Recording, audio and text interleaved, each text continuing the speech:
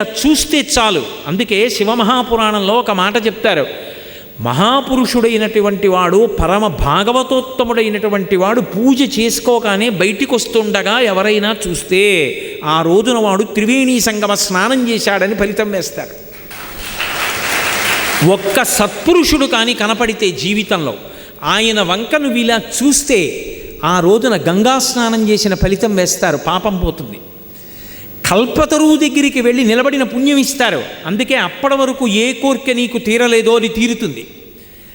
మనసులో ఉన్న పరితాపం పోతుంది. చంద్రబింబం దగ్గర కూర్చుంటే ఉన్న చల్లదనం మనసులో వస్తుంది. మూడు ఇవ్వగలిగిన వాడు ఒక్కడే, ఒక్క సత్పురుషుడు. ఆయన ఇద్దామనుకుని తిరగడం, ఈశ్వరుణ్ణి నమ్ముకుని తిరుగుతుంటాడు.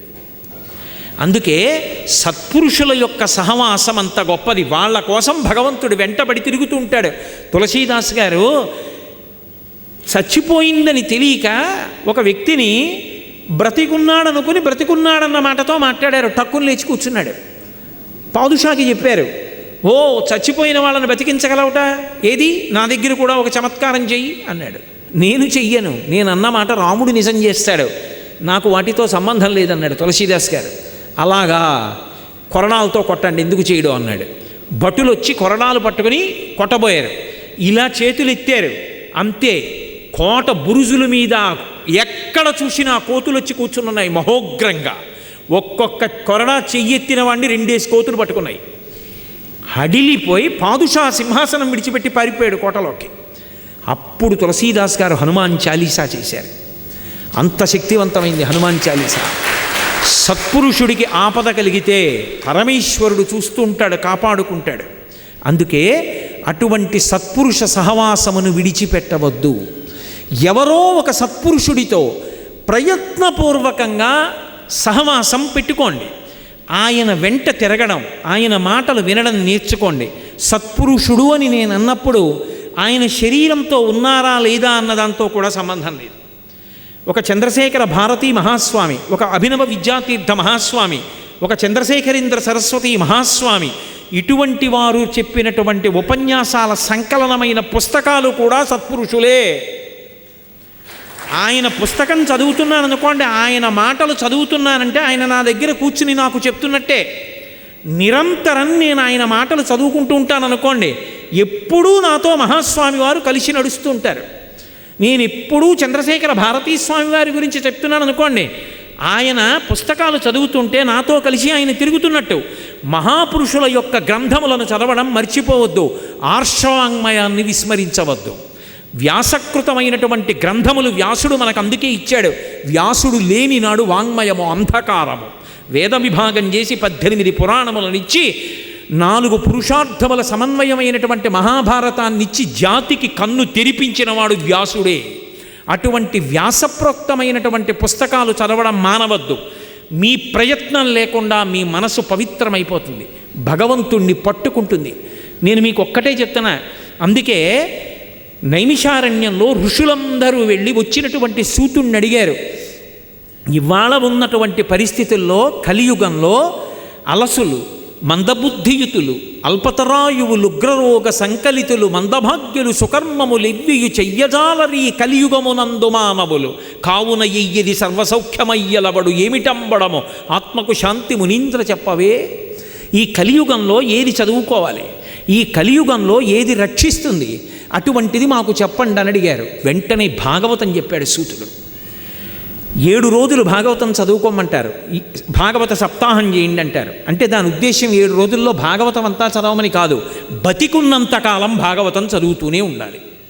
7 రోజులంటే ఎంత గొప్పవాడైనా పుట్టడానికి, ఎంత గొప్పవాడైనా శరీరం విడిచిపెట్టడానికి 7 రోజులు. ఆది సోమ మంగ బుధ గురు శుక్ర శని. ఆయన దేశాలు ఏలినవాడండి అంటే చచ్చిపోవడానికి ఇంకో రోజు లేదు, చాలా గొప్పవాడండి అంటే పుట్టడానికి ఇంకో రోజు లేదు, ఉన్న 7 రోజులే.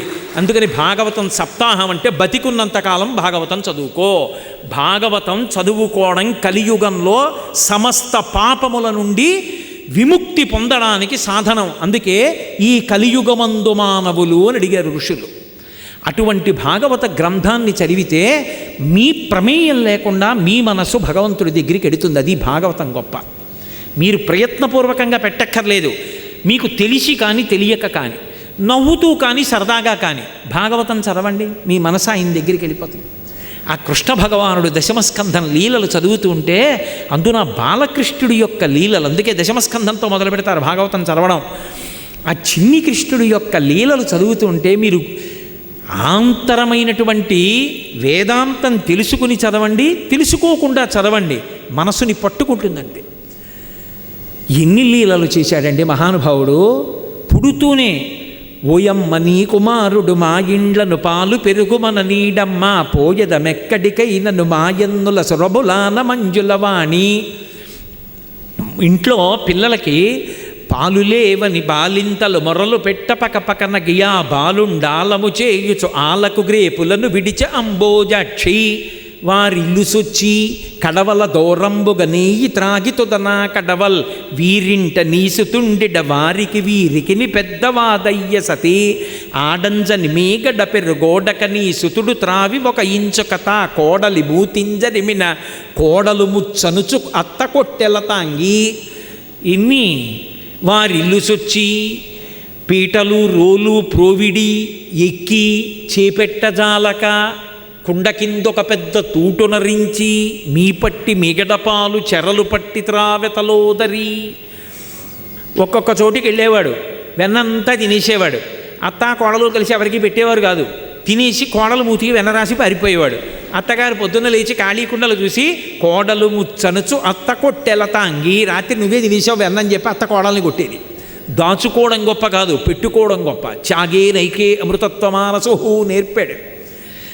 ఎన్ని లీలలు మీకు లోపలర్థం తెలియనివ్వండి, తెలియకపోనివ్వండి, ఆ బాలకృష్ణుడి చేష్టితములు చదువుతుంటే ఎంత సంతోషంగా ఉంటుందో. అంతవరకు ఎందుకంటే ఆయనకి స్నానం చేయడం జరిగితే చాలు, ఎంత మురిపంగా ఉంటుందో. నిజంగా ఆ చంటి పిల్లాన్ని తీసుకురావడం, పడుకోబెట్టడం, ఆయనకి నీళ్లు పొయ్యడం, ఆయన వీపు రుద్దడం, ఆయన ఒళ్ళు తుడవడం, ఆయన్ని జోలపాడడం, ఆయన్ని పడుకోబెట్టడం. పసిపిల్లాడిగా కృష్ణ భగవానుడు చేసినటువంటి వృత్తాంతాల మీద మహానుభావులందరూ కూడా ధ్యానం చేస్తూ ఉండిపోయారు. మామూలుగా కాదు. వ్యాస భగవానుడి కన్నా పోతన గారి కన్నా మధుసూదన సరస్వతి కన్నా లీలాశుకుడు ఎంతమందో ఆ బాలకృష్ణుడి యొక్క లీలలు తలుచుకొని సమాధిలోకి వెళ్ళిపోయారు. ఒకడికన్నా ఒకడు ఎన్ని అనుభవించారో, ఎన్ని దర్శనాలు పొందారో. ఈ మాట అన్నాను కాబట్టి ఒక విషయం చెప్తాను. లీలాశుకుడు ఎంత గొప్పగా అనుభవించాడంటే, బాలకృష్ణుడు ఎవరికి దొరికేవాడు కాదు, దొంగతనం చేసి పారిపోయేవాడు. భాగవతంలో లేదు కానీ ఒక చోట చెప్తారు. ఒక తల్లి ఏం చేసిందంటే ఎలా అయినా పట్టుకుందామని కుండ ఉట్టికి గంటలు కట్టేది. ఇప్పుడు వచ్చి కుండ ముట్టుకుంటే గంటలు అవుతాయిగా, పట్టుకోవచ్చు, రెడ్ హ్యాండెడ్గా దొరుకుతాడు అని. పీటలు వేసాడు, అవి వేసాడు, ఇవి వేసాడు, పైకి ఎక్కాడు, చూశాడు ఎలా పోనీ కుండ కన్నం పెడదామంటే గంట మోగుతుంది. ఆలోచించాడు, నేను పరాత్పరుణ్ణి, పరిపూర్ణావతారం, నా మాట ఏది కాదంటుంది. ఓ గంటలారా మీరు మ్రోగకుడు అన్నాడు. మోగడం మానేశాడు. దానికి కుండ కన్నం పెట్టాడు. చక్కగా మిగిలిన వాళ్ళందరికీ ముందు పెట్టి కానీ తాను తినడు, ఎప్పుడు అందరికీ పెట్టాడు. ఆఖరణ చారలతో ఇలా పట్టుకుని తను ఇలా తినబోయాడు. గణగణ మోగి. హుషిమీ తిహుర్తనమా, మోగద్దన్నాను ఎందుకు మోగారన్నాయి అంటే, గంటలు అన్నాయి వాళ్ళకి పెట్టావు, మేము మోగలేదు, ఇప్పుడు నువ్వు తింటున్నావు, భగవంతుడికి నైవేద్యం పెడితే మోగడం మాకు అలవాటు, గంట కొడతారు, అందుకని మోగాం. ఎంతమంది మహాత్ములు ఎంత అనుభవించారు. లీలాశుకుడు ఒక చోట అంటాడు, ఒక గోపిక చాలా తెలివైంది, గడుసు గోపిక, ఎలా అయినా పట్టుకుందాం కృష్ణుడు అనుకుని కుండ దాచలేదు, వెన్నకుండ తెచ్చి తలుపులు బార్లా తెరిచి అక్కడ పెట్టింది. ఎలాగో ఎత్తుకుపోతాడు ఎక్కడ పెట్టినా. ఇప్పుడు వస్తే ముందు పిల్లలందరికీ పెడతాడు, పెట్టేటప్పుడు చెయ్యి అంతా వెన్న అవుతుంది, అడుక్కెళ్ళే కొద్దీ తీయాలి కదా, మరి మోచేయి వరకు అంటుకుంటుంది. ఆఖరణ తను తిందామనుకుంటాడు, పట్టుకుంటాడు, రెడ్ హ్యాండెడ్గా దొరుకుతాడు. అమ్మకి అప్పచెప్తాను పట్టుకెళ్ళి అని ఈవిడ తలుపు చాట్ట నుంచి కుండ అక్కడ ఎట్టింది. రాణి వచ్చాడు, అటు ఇటు చూశాడు, ఆయనకి తెలియదు సర్వజ్ఞుడు. ఫాల్ ఇన్ లైన్, అందరూ వరుసలో నించోండి అన్నాడు. మెల్లిగా ఒక్కొక్కడికి తీసి పెట్టాడు, ఒక్కొక్కడు తింటున్నాడు, వెళ్ళిపోతున్నాడు. మళ్ళీ దొంగతనంగా లైన్లోకి రావడం అలా ఉండవు అక్కడ, వాళ్ళు వెళ్ళిపోతున్నారు. అందరూ వెళ్ళిపోయారు, చూశాడు. మళ్ళీ చెయ్యిలా పెట్టి ఆఖరణ తీసి తను ఇలా తినబోతున్నాడు. టక్కనొచ్చి పట్టుకుంది. దొరికాడు రా అనుకుంది. ఇప్పుడు దొరికిపోయిన తర్వాత పిల్లలు భయపడాలి కదా, వెంటనే ఇలా వదిలిపించేసుకుని అదేంటి వదిలేయండమ్మా ఏదో తప్పు అయిపోయింది అనాలి. ఏమనలేదు, ఇలా చూశాడు. అదేంటి ఇంత దొరలా ఇలా చూస్తున్నాడని ఆవిడ అసలు ఏమంటాడో చూద్దామని కస్తంబాల అంది. అబ్బాయి ఎవరు నువ్వు అంది. ఆయన అన్నాడు బలానుజ, బలరాముడి తమ్ముడు అన్నాడు. మధ్యలో ఈయన పేరు చెప్పడం మానేసి ఆయన పేరు ఎందుకు, ఇంట్లో ఉన్నవాడి పేరు బలానుజ అని. ఆవిడంది ఓహో కిమిహతే మన్మందిరాశంకయా, ఇక్కడికి ఎందుకు వచ్చావు అంది. ఇలా చూసి ఓ మా ఇల్లు అనుకున్నాను, మీ ఇల్లా. కిమిహతే మన్మందిరాశంకయా యుక్తం తమన్నవనీతపత్ర వివరే హస్తం కిమర్థం యసేహే మాతకంచన వత్సకం మృగయితం మాగా విషాదం క్షణ ఇత్యేవం వరవల్లవీ ప్రతివచ కృష్ణస్య పుష్ణాతునః. అయ్య బాబోయ్, గుండెలు తీసిన బంటు మా ఇల్లు అనుకున్నావా, అందుకు వచ్చావా, మీ ఇల్లని కాదని తెలియలేదా అని ఆవిడంది. సరే కుండలో చెయ్యెందుకు పెట్టావు అంది. ఆయన అన్నాడు ఏటమ్మా ఊరికే ప్రశ్నల మీద ప్రశ్నలు, కాసేపు మాట్లాడకుండా ఉంటావా, మా ఇంట్లో దూడ ఒకటి పారిపోయింది, కుండలో ఉందేమో అని చెయ్యి పెట్టి తిప్పి చూస్తున్నాను, నువ్వు అలా అరిస్తే దూడ బయటికి దూకి పారిపోతే మళ్ళీ ఎక్కడికైనా వెళ్ళి పట్టుకుంటాను, కాసేపు మాట్లాడుకో అన్నాడు. అయ్య బాబోయ్, దూడ కుండలో దూరిందా, ఇంత తెగింపా అని ఆవిడ చెయ్యి వదిలేసి ఇలా అంది, పరిగెత్తుకు పారిపోయాడు. గోపిక తెల్లబోయేటట్టుగా మాట్లాడినటువంటి ఆ చిన్ని కృష్ణుడు మమ్ము రక్షించుగాక అన్నాడు లీలాశకుడు. భాగవతం పట్టుకుంటే తెలిసి కానీ తెలియక కానీ భాగవతం చదువుకుంటుంటే మన మనస్సుని ఆయన లాగేస్తాడు.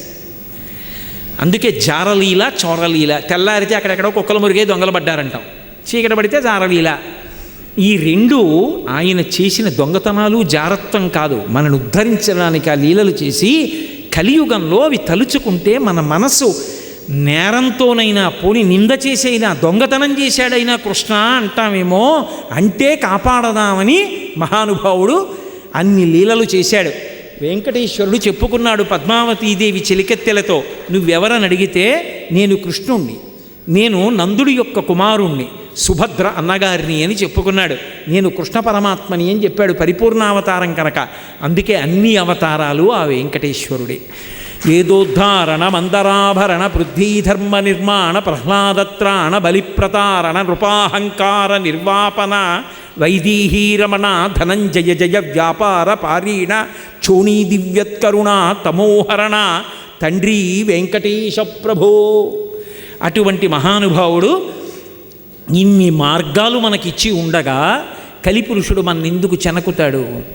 అన్ని మార్గాలు నేను చెప్పానని కాదు, భగవంతుణ్ణి నమ్మి చెప్పుకున్నటువంటి ఒక్క మాట చాలు మనకి సమస్తమైనటువంటి అనుగ్రహాల్ని వర్షిస్తుంది. రుగ్మత పోవడానికి వైద్యుడిచ్చిన ఒక్క మాత్ర చాలు.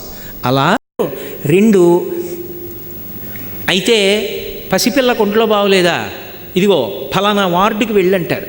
వాళ్ళకి ఆ వార్డు నెంబర్ చదవడం రాదు, ఏదో 17 అని ఉంటుంది అక్కడ 17 అని, అది చదువుకోవడం రాదు. ఆ వార్డు పేరు చదవడం రాదు. ఆ రాసిన డాక్టర్ గారు ఎవరో ఆయన పేరు చదువుకోవడం రాదు, అక్కడికి వెళ్ళడం రాదు.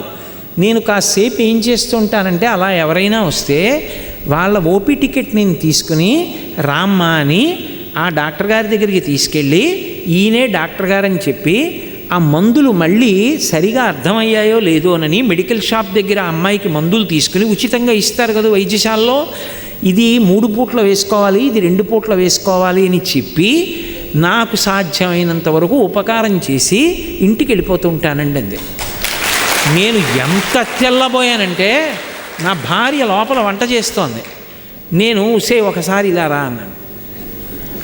కోటేశ్వరరావు గారు ఉపన్యాసాలు చెప్పాడు, లోకాన్ని అంటారు, ఈ అమ్మాయి అరికాళ్లకున్న మట్టి తీసి నా నెత్తి మీద చల్లుకోవడానికి నాకు అధికారం ఉందే అని అడిగారు. పిల్లకి పట్టుమని 18 ఏళ్ళు లేవు. ఆ పిల్ల సేవ చెయ్యాలి అని అనుకుంటే ఎంత ఉత్తమమైన మార్గాన్ని ఎంచుకుంది. నిజంగా వాళ్ళకి ఏమనుకుంటారు, మేము నమ్ముకున్న భగవంతుడే ఆ పిల్ల రూపంలో వచ్చి మమ్మల్ని రక్షించాడనుకుంటారు. ఖాళీ ఉన్నప్పుడల్లా హాస్పిటల్లో సేవ చేస్తానండి. నేను ఎంత మురిసిపోయాను. అలా యువత ఆదర్శంగా తీసుకుని మేము కూడా ఓ మంచి పని చేస్తాం. రోడ్ల మీద నించోవడం, వేగంగా మోటార్ సైకిల్ మీద వెళ్ళడం కాదు, ప్రతిరోజు మాకు ఖాళీ ఉన్న 1 గంట మేము సేవ చెయ్యాలన్న భావన కలగాలి. కానీ చెయ్యడానికి నీకు చోటు లేదనకు, చేసి పిల్ల మురిసిపోవట్లా, అది ఈ దేశ సంస్కృతికి మూలం. ఇది భగవంతుడు చేసి చూపించాడు మొట్టమొదట, ఇలా చేసి తరించు నువ్వు అని. ఆ ఉపకార బుద్ధి ఎక్కడి నుంచి వస్తుంది అంటే సంస్కారవంతమైనటువంటి మనసులోంచి వస్తుంది. అందుకే కలిపురుషుడికి విరుగుడు ఎక్కడుంది అంటే పుణ్యశీలమై పరోపకారం చెయ్యాలనేటటువంటి ఆర్ద్రతతో కూడినటువంటి మనస్సులో నిర్మాణం చేసుకుని దాన్ని సువ్యవస్థితం చేసుకోవడంలో ఉంది. ఒకవేళ నేను ఎలా నేర్చుకుంటానండి, నాకు ఎలా వస్తుంది అండి అంటే, కలియుగంలో అత్యంత తేలిక మార్గం ఇది మనిషి పవిత్రంగా బ్రతకడానికి అంటే సత్సంగం ఒక్కటే. సత్సంగత్వే నిస్సంగత్వం, నిస్సంగత్వే నిర్మోహత్వం, నిర్మోహత్వే నిశ్చలతత్వం, నిశ్చలతత్వే జీవన్ముక్తి. ఒక్క సత్పురుషుడితో సహవాసం పెట్టుకో, ప్రయత్నపూర్వకంగా పెట్టుకో. ఆయన నిన్ను చూస్తే గుర్తుపట్టాలి, ఓ నువ్వటోయ్ అంటే చాలు.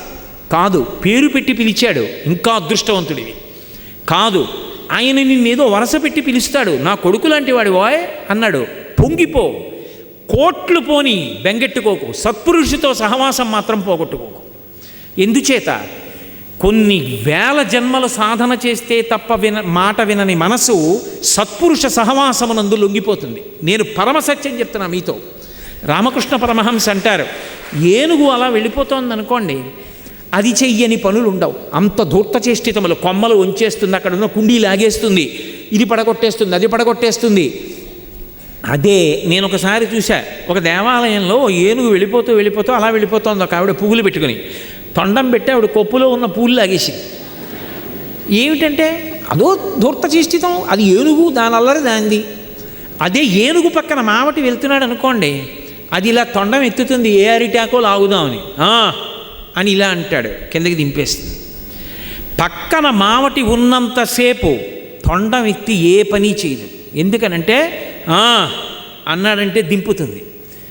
నువ్వు ఒక మహాత్ముడికి వశవర్తివికా, నేను ఆయన మాటలకు కట్టుబడిపోతాను, నేను ఆయన చెప్పిన పని చేస్తాను, నేను ఆయన అంతేవాసిత్వాన్ని పొందుతాను. నన్ను చూడగానే నా పేరుతో గుర్తుపట్టకూడదు, ఓ మీరు ఫలానా వారి శిష్యులు కదూ, మీరు ఫలానా వారి అంతేవాసులు కదూ అనాలి.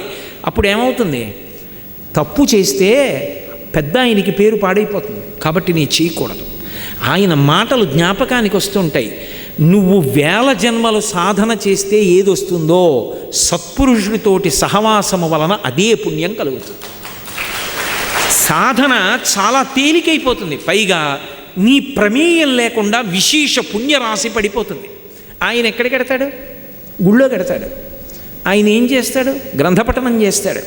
ఆయనతో మాట్లాడితే ఏం మాట్లాడతాడు? భగవత్ సంబంధం మాట్లాడతాడు. ఆయన దగ్గర కూర్చుంటే ఈశ్వరుడు గురించి మాట్లాడుతూ ఉంటాడు. నువ్వు ఆయనతో వెడితే గుళ్ళోకి వెళ్ళాలి, ఆయనతో వెడితే భగవత్ ప్రసంగం వినాలి, ఆయనతో వెడితే భగవంతుడి గురించి వినాలి. భగవంతుణ్ణి నమ్ముకున్న ఆయనకి సేవ చేస్తే భగవంతుడు 1,000,000 రెట్లు ప్రీతి చెందుతాడు. ఇదొక చమత్కారం. మీరు భగవంతుణ్ణి ప్రీతి పొందేటట్టు చేయడం అంత తేలిక కాదు.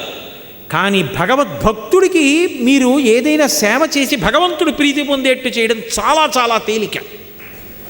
ఎందుచేత అంటే నేను ఒక పెద్ద అధికారిని అనుకోండి, ఏదో నా దగ్గర పనిచేస్తున్న కొన్ని వందల మంది ఉద్యోగుల్లో ఒక ఆయన ఏదో ఒక చిన్న ఉపకారం కోసమని నా దగ్గరికి వచ్చాడు. వస్తూ ఎర్రగా మిరిసిపోతున్న 2 దానిమ్మ పళ్ళు పట్టుకొచ్చావు. దానిమ్మ పళ్ళు ఒళ్ళో పెట్టి కూర్చున్నాడు. లోపల ఉన్నారయా, పూజ చేసుకుంటున్నారు, వస్తారు, కూర్చోండి, మజ్జిగ ఇస్తాం అని మా ఆవిడ మజ్జిగ ఇచ్చి కూర్చోబెట్టింది. నేను ఇంకా పంచె విప్పేసి ఏదో బట్టలు కట్టుకుని బయటికి రావాలి అతన్ని పలకరించడానికి. ఈలోగా నా మనవడు బయటికి వెళ్ళాడు. మామయ్య గారు దానిమ్మ పళ్ళు చాలా బాగున్నాయి, నాకు ఇస్తారా అన్నాడు. అధికారికి కదా ఇవ్వాలి, ఈ పిల్లాడికి ఇస్తే ఎలా? అందులో అందరూ నీకు కాదు బాబు అని గబుక్కుని ఇలా చొక్కా కింద పెట్టుకున్నాడు. అలా కాదు, ఒక్కటి ఇవ్వండి అన్నాడు. నీకు కాదని చెప్తున్నానా, తాతగారి కోసం తెచ్చాను వెళ్ళు అన్నాడు. వాడు ఏడుస్తూ వచ్చి పంచె మార్చుకుంటున్న తాతగారి దగ్గరికి వచ్చి, తాతగారండి బయట ఎవరో కూర్చున్నారండి, ఒక్క దానిమ్మ పండు ఇమ్మన్నానండి, ఇవ్వనన్నాడండి అన్నాడు. ఒరే సాయంకాలం నేను తెస్తానులే, ఏడవకు అని గబగబా బయటకు వచ్చాను. ఎవరయ్యా, ఏం కావాలి?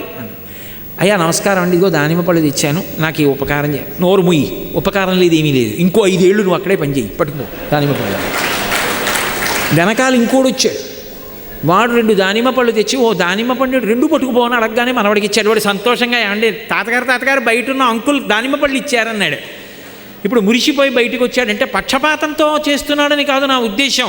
తప్పకుండా నీకు ఉపకారం చేయడానికి ప్రయత్నం చేస్తాను, లేవో బెంగ పెట్టుకోకు, ఎప్పుడప్పుడు అవకాశం వచ్చినప్పుడు చేస్తాను. ఇప్పుడు వాడు మనశ్శాంతితో వెళ్ళిపోయాడు. తాతగారికి పళ్ళు ఇస్తే పని అయిందా, మనవాడికి పళ్ళు ఇస్తే పని అయిందా? పెద్ద ఆయన దగ్గరికి పళ్ళెట్టుకెళ్ళడం తప్పేం కాదు. పెద్దల దగ్గరికి వెళ్ళినప్పుడు పళ్ళెట్టుకెడతాం, అది లంచం అనకూడదు. రోగి దగ్గరికి, పెద్దల దగ్గరికి, గురువుగారి దగ్గరికి, అలాంటి వాళ్ళ దగ్గరికి 2 పళ్ళెట్టుకెడితే అవేం దోషం కాదు అది. కాబట్టి మనవడికి ఇస్తే తాత పొంగిపోయినట్టు భగవద్భక్తుడికి సేవ చేత భగవంతుడు ప్రీతి చెందుతాడు. ఇప్పుడు నువ్వు ఆయనతో కలిసి తిరుగుతున్నావు, ఆయనకి జరిగిన ఉపకారం ఈశ్వరుడు ఎంత ప్రీతి చెందుతుంటాడు.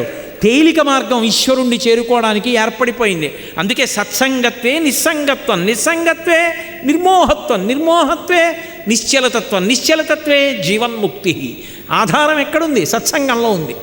సత్పురుషుడితో సహవాసం చేయి. మహాభారతంలో ధృతరాష్ట్రుడి పెనువేప విత్తు, బుర్ర నిండా అక్రమమైన ఆలోచనలే.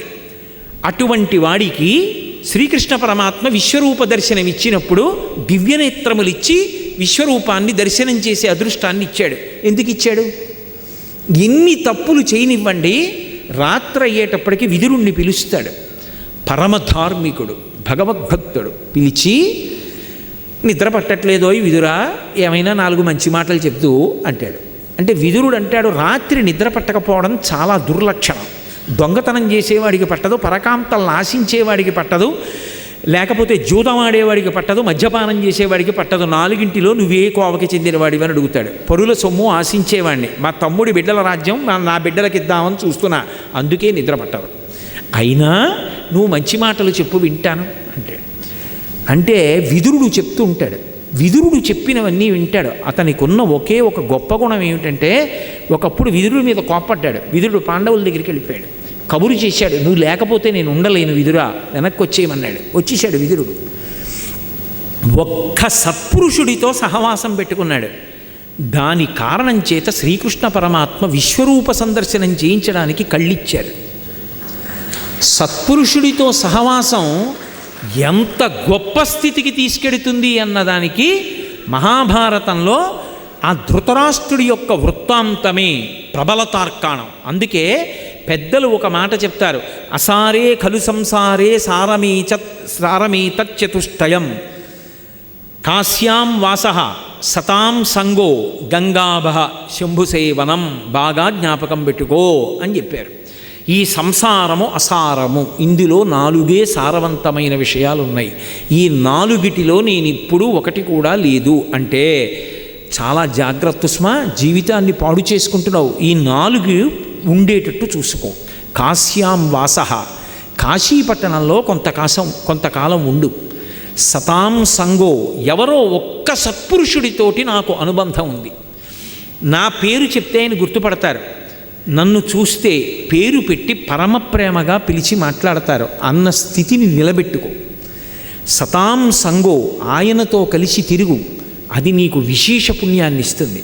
సతాం సంగో గంగాభ, గంగలో స్నానం చెయ్యడం జీవితంలో ఎప్పుడూ మరిచిపోకు, ఒక్కసారైనా గంగా స్నానం చెయ్యి.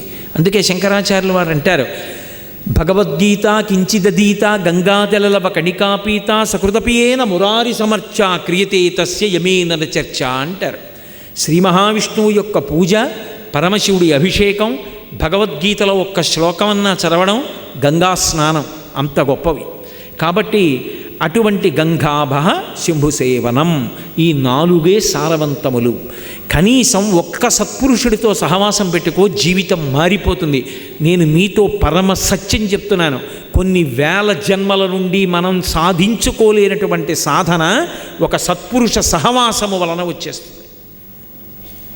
నేను మీకు ఒక దృష్టాంతం చెప్పాలంటే, మహానుభావుడు తులసీదాస్ గారు, ఆయన భార్య ఉండేవారు, మహాందగత్య అని చెప్తారు, లోయి ఆవిడ పేరు. ఒకానొకప్పుడు తులసీదాస్ గారు ఇంటికి అతిథులు వచ్చారని గబగబా వెళ్ళి వాళ్ళని భోజనానికి రమ్మన్నారు. వాళ్ళందరూ వచ్చారు. ఇంట్లో బియ్యపు గింజ లేదు. పాపం ఆ లోయి పక్కనున్న వర్తకుడి దగ్గరికి వెళ్ళి అప్పు ఇమ్మని అడిగింది. ఏం పెట్టి తీరుస్తావు అని అడిగాడు. ఎప్పటికో అప్పటికి తీరుస్తాం, అతిథులు వచ్చారు, నా కోసం భర్త కోసం కాదు. ఆ వచ్చిన అతిథుల కోసం నా భర్త మాటిచ్చాడు అన్నం పెడతానని, అందుకని సరుకులు అప్పిమ్మంది. ఆయన నవ్వి అన్నాడు, నువ్వు నాకు పొందు సుఖాన్ని ఇస్తే నేను నీకు సరుకులు ఇస్తాను, నేటి రాత్రి నా కోరిక తీరుస్తావా అన్నాడు. భర్త మాట నిలబడాలి, మహాత్ములకి అన్నం పెట్టాలని, ఆయన మాట పోకూడదని సరేనని సరుకులు తెచ్చింది. వచ్చిన అతిథులకు అన్నం పెట్టేశారు. వచ్చిన వాళ్ళు సామాన్యులు కారు, నామదేవు వంటి మహానుభావులు. వాళ్ళందరూ వెళ్ళిపోయారు. వెళ్ళి దిగబెట్టి వచ్చేశారు తులసీదాస్ గారు. వచ్చేసిన తరువాత పాపం భార్య ఏడుస్తూ చెప్పింది, నేను ఇటువంటి మాట ఇచ్చాను మీరు ఇచ్చిన మాట నిలబడ్డం కోసం. ఆయన అన్నాడు, తులసీదాస్ గారు ఏడుస్తావే, సప్తధాతువులతో నిర్మింపబడింది చర్మము, రక్తము, మాంసము, కొవ్వు, అస్థి, శుక్ల, మేధ. దీనికి 9 కన్నాలు, 2 కళ్ళు, 2 ముక్కులు, 2 చెవులు, 6, నోరు 7, మలద్వారము, మూత్రద్వారము. ఇందులో 10 వాయువులు, ప్రాణ, అపాన, వ్యాన, ఉదాన, సమాన, నాగ, కూర్మ, కృకర, ధనంజయ, దేవదత్తములు. అటువంటి రొంపి కంపు తొట్టి దీన్ని కాసేపు ఆయన శరీరం పక్కన చేరిస్తే ఇంతమంది మహాత్ములకి అన్నం పెట్టడానికి సరుకులు ఇచ్చాడా? ఎంత తక్కువకి ఎంత పుణ్యం ఇచ్చాడు! ఆయనకి నమస్కారం. బయట వర్షం పడుతోంది, వర్షంలో తడిసి వెడితే ఆయనకి ఇబ్బంది, గొడుగు పట్టి తీసుకెడతానని తీసుకెళ్ళాడు. రామనామం చెప్తూ బయట నించున్నాడు. లోయి తలుపు కొట్టింది, అవతల ఆయన తలుపు తీశాడు. ఇంత రాత్రి వర్షంలో ఎలా వచ్చావన్నాడు. నా భర్త గొడుగు పట్టి తెచ్చాడని. నీ భర్తకి ఎందుకు వచ్చావో తెలుసా అన్నాడు. తెలిసి ఆయనే తీసుకొచ్చారు, ఇంతమంది మహాత్ములకి అన్నం పెట్టడానికి నువ్వు ఉపకారం చేశావని నా భర్త అన్నాడండి. నిజమా అని బయటికి వచ్చి చూశాడు. రామనామం చెప్తూ రమించిపోతున్నాడు తులసీదాస్ గారు. ఒక్కసారి ఆయన వంక ఇలా చూశాడంతే. చూసి చూడడం ఏమిటి, ఆ దివ్యమైనటువంటి ఆ భక్తుడి వంక చూసేటప్పటికీ ఆయన సత్వగుణం, ఆయన నిత్యతృప్తి, ఆయన గుండెల్లో గుడి కట్టి భగవంతుణ్ణి ఆరాధిస్తున్న తీరుకి ఆయన్ని చూడగానే ఆయనెక్కడా నేనెక్కడా, అది బ్రతుకంటే నా బ్రతుకే అనిపించింది. వెళ్ళి కాళ్ళ మీద పడ్డాడు. అయ్యా, నా వ్యాపారం అంతా మూసేస్తున్నాను, నా అవన్నీ దానం చేస్తాను, నన్ను శిష్యుణ్ణి చేసుకోండి, మీ వెంట వచ్చేస్తున్నానని మారిపోయాడు. ఒక్క మహాత్ముడి దర్శనం అంత మారుస్తుంది. అందుకే లోకంలో ఏం చెప్తారంటే, ఏదైనా దొరుకుతుందేమో కానీ మహాత్ముడి యొక్క దర్శనం దొరకదు. దొరికినా ఆయన గడప దాటి ఇంటికి రావడం అసలు సాధ్యం కాదు, అంత తేలిక విషయం కాదు. వచ్చినా ఆయన ఇంత పదార్థం తినడం, మంచినీళ్లు తాగడం సంభవం కాదు. నిజంగా అలా భగవంతుణ్ణి నమ్ముకున్న భాగవతుడు ఎవరైనా ఇంటికి వస్తే ఈశ్వరుడు పరవశించిపోతాడు, వాడు వచ్చాడు రా ఇంటికి అని. అందుకని గంగాభ శంభుసేవనం సతాం సంగో. అందుకే పెద్దలు ఒక మాట చెప్తారు, త్యజదుర్జన సంసర్గం భజ సాధు సమాగమం కురుపుణ్య మహోరాత్రం స్మరనిత్యమనిత్యతాం. మర్చిపోద్ది 4 మాటలు. ఏవి? త్యజ దుర్జన సంసర్గం, దుర్మార్గులతోటి సహవాసము వద్దు, విడిచిపెట్టేయి ప్రయత్నపూర్వకంగా, పాడైపోతావు లేకపోతే. త్యజన దుర్జన సంసర్గం భజ సాధు సమాగమం. ఏది ఏమైపోని సాధు పురుషులతోటి సహవాసం మాత్రం విడిచిపెట్టకు. కురుపుణ్య మహోరాత్రం, రాత్రి పగలు అని చూడకు, పుణ్యం చేసేసేయి, ఎందుకంటే మళ్ళీ శరీరం ఉంటుందని నమ్మకం లేదు. కురుపుణ్య మహోరాత్రం స్మరనిత్యమనిత్యతాం. ఏది శాశ్వతము ఏది అశాశ్వతము ఆలోచిస్తుండే ఇప్పుడు. ఈ 4 మర్చిపోకు అని సత్పురుషుల యొక్క గొప్పతనం ఎక్కడుంటుందో చెప్తారు. గంగా పాపం శశీ తాపం దైన్యం కల్పతరుస్తథా పాపం తాపంచ దైన్యంచ హంతి సజ్జన దర్శనం. బాగా జ్ఞాపకం పెట్టుకోండి ఈ శ్లోకాన్ని. పాపములు పోవాలంటే గంగా నదిలో స్నానం చేస్తారు. గంగా పాపం, తాపం పోవాలంటే చంద్రబింబం వంక చూసి వెన్నెల్లో కూర్చుంటారు. శశీ తాపం, దీనత్వం పోవాలంటే, నాకు ఇది లేదు అన్న భావన పోవాలంటే కల్పవృక్షం యొక్క అనుగ్రహం ఉండాలి. దైన్యం కల్పతరుస్తథా. కానీ పాపం తాపంచ దైన్యంచ హంతి సజ్జన దర్శనం. ఒక్క మహాత్ముడి వంక ఇలా 2 కళ్ళెత్తి చూస్తే చాలు, ఆయన కదిలి వెడుతున్న గంగానది, ఆయన వంక ఇలా చూస్తే చాలు. అందుకే శివమహాపురాణంలో ఒక మాట చెప్తారు, మహాపురుషుడైనటువంటి వాడు, పరమ భాగవతోత్తముడైనటువంటి వాడు పూజ చేసుకోగానే బయటికి వస్తుండగా ఎవరైనా చూస్తే ఆ రోజున వాడు త్రివేణీ సంగమ స్నానం చేశాడని ఫలితం వేస్తారు. ఒక్క సత్పురుషుడు కానీ కనపడితే జీవితంలో ఆయన వంక నువ్వు ఇలా చూస్తే ఆ రోజున గంగా స్నానం చేసిన ఫలితం వేస్తారు, పాపం పోతుంది. కల్పతరువు దగ్గరికి వెళ్ళి నిలబడిన పుణ్యం ఇస్తారు. అందుకే అప్పటి వరకు ఏ కోరిక నీకు తీరలేదో అది తీరుతుంది. మనసులో ఉన్న పరితాపం పోతుంది. చంద్రబింబం దగ్గర కూర్చుంటే ఉన్న చల్లదనం మనసులో వస్తుంది. మూడు ఇవ్వగలిగిన వాడు ఒక్కడే, ఒక్క సత్పురుషుడు. ఆయన ఇద్దామనుకుని తిరగడం, ఈశ్వరుణ్ణి నమ్ముకుని తిరుగుతుంటాడు. అందుకే సత్పురుషుల యొక్క సహవాసం అంత గొప్పది. వాళ్ళ కోసం భగవంతుడు వెంటబడి తిరుగుతూ ఉంటాడు. తులసీదాస్ గారు చచ్చిపోయిందని తెలియక ఒక వ్యక్తిని బ్రతికున్నాడనుకుని బ్రతికున్నాడన్న మాటతో మాట్లాడారు. టక్కుని లేచి కూర్చున్నాడు. పాదుషాకి చెప్పారు, ఓ చచ్చిపోయిన వాళ్ళని బతికించగలవుట, ఏది నా దగ్గర కూడా ఒక చమత్కారం చెయ్యి అన్నాడు.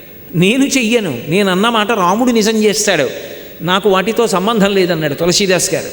అలాగా, కొరడాలతో కొట్టండి, ఎందుకు చేయడం అన్నాడు. భటులు వచ్చి కొరడాలు పట్టుకుని కొట్టబోయారు. ఇలా చేతులు ఎత్తారు, అంతే. కోట బురుజుల మీద ఎక్కడ చూసినా కోతులు వచ్చి కూర్చున్నాయి మహోగ్రంగా. ఒక్కొక్క కొరడా చెయ్యెత్తిన వాడిని 2 కోతులు పట్టుకున్నాయి. హడిలిపోయి పాదుషా సింహాసనం విడిచిపెట్టి పారిపోయాడు కోటలోకి. అప్పుడు తులసీదాస్ గారు హనుమాన్ చాలీసా చేశారు. అంత శక్తివంతమైంది హనుమాన్ చాలీసా. సత్పురుషుడికి ఆపద కలిగితే పరమేశ్వరుడు చూస్తూ ఉంటాడు, కాపాడుకుంటాడు. అందుకే అటువంటి సత్పురుష సహవాసమును విడిచిపెట్టవద్దు. ఎవరో ఒక సత్పురుషుడితో ప్రయత్నపూర్వకంగా సహవాసం పెట్టుకోండి. ఆయన వెంట తిరగడం, ఆయన మాటలు వినడం నేర్చుకోండి. సత్పురుషుడు అని నేను అన్నప్పుడు ఆయన శరీరంతో ఉన్నారా లేదా అన్నదాంతో కూడా సంబంధం లేదు. ఒక చంద్రశేఖర భారతీ మహాస్వామి, ఒక అభినవ విద్యాతీర్థ మహాస్వామి, ఒక చంద్రశేఖరేంద్ర సరస్వతి మహాస్వామి, ఇటువంటి వారు చెప్పినటువంటి ఉపన్యాసాల సంకలనమైన పుస్తకాలు కూడా సత్పురుషులే. ఆయన పుస్తకం చదువుతున్నాననుకోండి, ఆయన మాటలు చదువుతున్నానంటే ఆయన నా దగ్గర కూర్చుని నాకు చెప్తున్నట్టే. నిరంతరం నేను ఆయన మాటలు చదువుకుంటూ ఉంటాననుకోండి, ఎప్పుడూ నాతో మహాస్వామి వారు కలిసి నడుస్తూ ఉంటారు. నేను ఎప్పుడూ చంద్రశేఖర భారతీ స్వామి వారి గురించి చెప్తున్నాను అనుకోండి, ఆయన పుస్తకాలు చదువుతుంటే నాతో కలిసి ఆయన తిరుగుతున్నట్టు. మహాపురుషుల యొక్క గ్రంథములను చదవడం మర్చిపోవద్దు, ఆర్షవాంగ్మయాన్ని విస్మరించవద్దు. వ్యాసకృతమైనటువంటి గ్రంథములు వ్యాసుడు మనకు అందుకే ఇచ్చాడు. వ్యాసుడు లేని నాడు వాంగ్మయము అంధకారము. వేద విభాగం చేసి 18 పురాణములనిచ్చి 4 పురుషార్థముల సమన్వయమైనటువంటి మహాభారతాన్నిచ్చి జాతికి కన్ను తెరిపించినవాడు వ్యాసుడే. అటువంటి వ్యాసప్రోక్తమైనటువంటి పుస్తకాలు చదవడం మానవద్దు. మీ ప్రయత్నం లేకుండా మీ మనసు పవిత్రమైపోతుంది, భగవంతుణ్ణి పట్టుకుంటుంది. నేను మీకు ఒక్కటే చెప్తున్నా.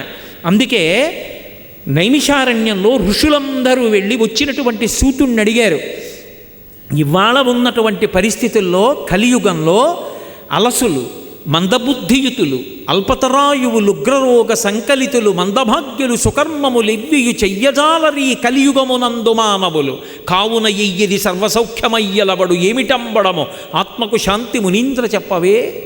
ఈ కలియుగంలో ఏది చదువుకోవాలి, ఈ కలియుగంలో ఏది రక్షిస్తుంది, అటువంటిది మాకు చెప్పండి అని అడిగారు. వెంటనే భాగవతం చెప్పాడు సూతుడు. 7 రోజులు భాగవతం చదువుకోమంటారు, భాగవత సప్తాహం చేయండి అంటారు. అంటే దాని ఉద్దేశం 7 రోజుల్లో భాగవతం అంతా చదవమని కాదు, బతికున్నంతకాలం భాగవతం చదువుతూనే ఉండాలి. 7 రోజులంటే ఎంత గొప్పవాడైనా పుట్టడానికి, ఎంత గొప్పవాడైనా శరీరం విడిచిపెట్టడానికి 7 రోజులు. ఆది సోమ మంగ బుధ గురు శుక్ర శని. ఆయన దేశాలు ఏలినవాడండి అంటే చచ్చిపోవడానికి ఇంకో రోజు లేదు, చాలా గొప్పవాడండి అంటే పుట్టడానికి ఇంకో రోజు లేదు, ఉన్న 7 రోజులే. అందుకని భాగవతం సప్తాహం అంటే బతికున్నంతకాలం భాగవతం చదువుకో. భాగవతం చదువుకోవడం కలియుగంలో సమస్త పాపముల నుండి విముక్తి పొందడానికి సాధనం. అందుకే ఈ కలియుగమందు మానవులు అని అడిగారు ఋషులు.